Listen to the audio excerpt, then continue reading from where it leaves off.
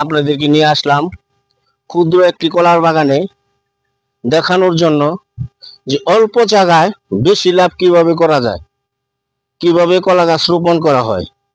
আমি যদি আপনাদেরকে কলা বাগানের ভিতর ঘুরে ঘুরে দেখাই, এই জায়গাটুকু প্রথম গর্ত করবেন। গর্ত করে এটার মাঝে গোবর, মুরগির লিটার এবং ছাই দিবেন। এটি হলো সার ছাড়া। আর যদি আপনারা মাইটা সার ব্যবহার করতে পারেন, এই মাইটা সার ব্যবহার করে এই মাটিটা গর্ত করে 1 সপ্তাহ অথবা 2-4 দিন আপনারা এটি ঢেকে রাখবেন। ঢেকে রাখার পর আবার মাটিগুলো উলট পালট করে উঠিয়ে এই কলার ছোট ছোট চারাগুলো যে দেখাতে যায়, এই ছোট ছোট চারাগুলো আছে, এই চারাগুলো রোপণ করবেন। রোপণ করার পর আপনার দেখা গেছে কিছুদিন যাওয়ার পর, 15-20 দিন যাওয়ার পর আপনাদের এই কলা গাছগুলো উচ্চতা লাভবান করবে, উচ্চতা বেড়ে উঠবে।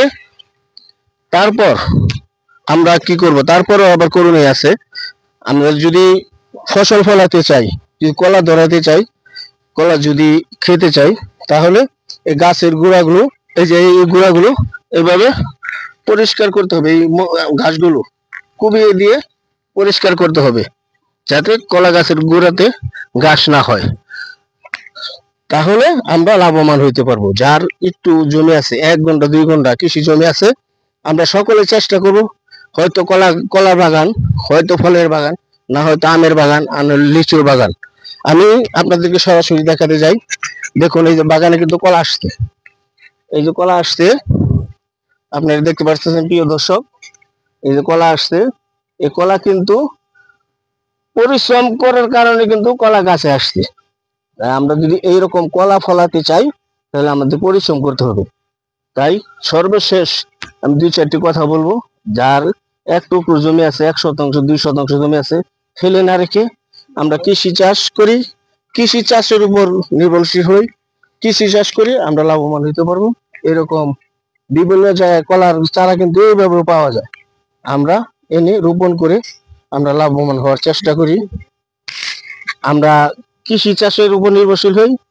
সর্বশেষ আমি যে কথাটুকু বলবো, আমরা সকলে মিলেমিশে যেন কৃষি চাষ করি, কৃষি চাষের উপর নির্ভরশীল হই। আর বিশেষ করে আমার চ্যানেলটাকে সাবস্ক্রাইব করবেন। যদি ভালো লাগে লাইক করবেন, শেয়ার করবেন। সকলকে ধন্যবাদ জানাই। সকলে ভালো থাকবেন, সুস্থ থাকবেন। আমি আবারও আপনাদেরকে নিয়ে যাব অন্য কোনো একটু ভিডিওতে, অন্য কোনো বাগানে। ধন্যবাদ।